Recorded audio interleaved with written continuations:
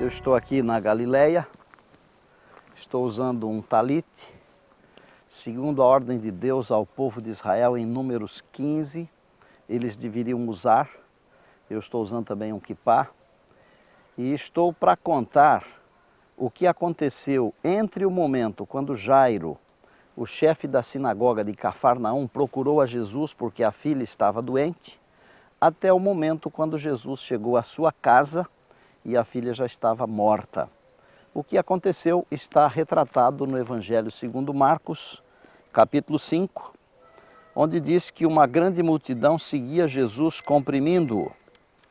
Aconteceu que certa mulher, que havia 12 anos vinha sofrendo de uma hemorragia e muito padecera à mão de vários médicos, tendo despendido tudo quanto possuía, sem contudo nada aproveitar, antes pelo contrário indo a pior, ouviu falar da fama de Jesus e vindo por trás dele, por entre a multidão, tocou-lhe na veste, porque dizia: se eu apenas lhe tocar as vestes, ficarei curada. O restante da história é impressionante.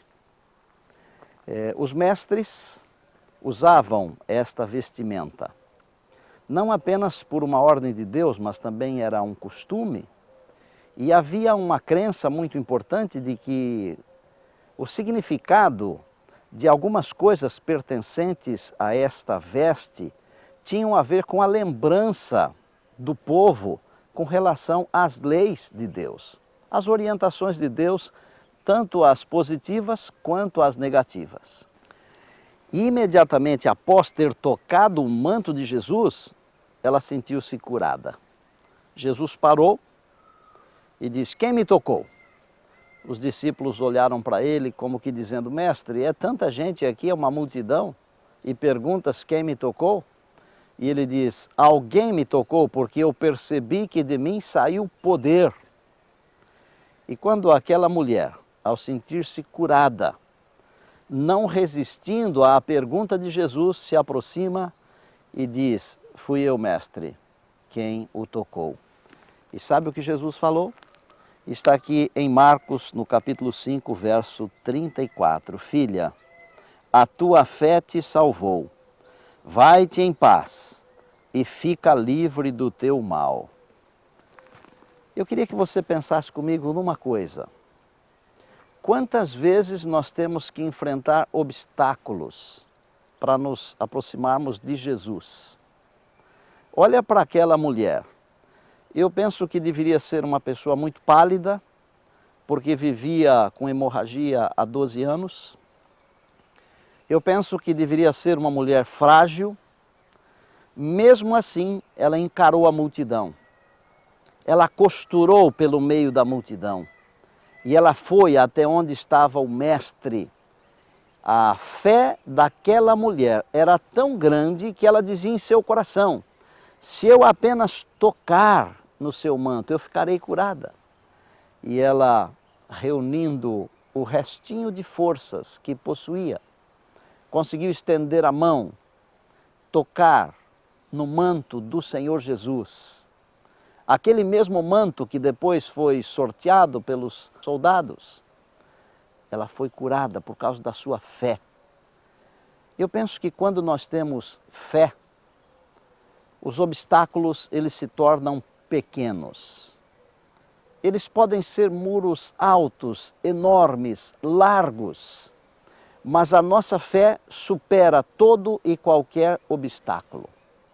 Quando nós olhamos, por exemplo, para Abraão, o Senhor nosso Deus disse para ele: oferece o teu filho a mim em holocausto. E Abraão foi, subiu o monte para oferecer o filho. E Deus bradou: não faças isto com o menino, porque agora eu sei que tu me amas, que tu tens fé em mim. Quando nós temos fé, os obstáculos eles são destruídos. E eu queria que você, ao ler de novo esta história da mulher que interrompeu a caminhada de Jesus para a cidade de Cafarnaum, onde depois ele ressuscitou a filha de Jairo, eu queria que você pensasse neste aspecto, no aspecto fé. Como está a sua fé? Você tem desenvolvido a sua fé? Ou a cada vez que chega um obstáculo, você se abate, cai e deita no chão e fica deprimido e fica acabado ou acabada?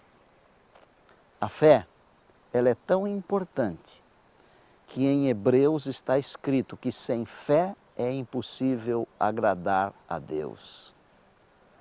E eu queria ter visto aquela mulher, quando ela entrou no meio da multidão, franzina, fraquinha, doente, mas a multidão não foi um obstáculo.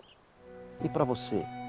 A multidão é um obstáculo para aceitar Jesus como seu Salvador pessoal?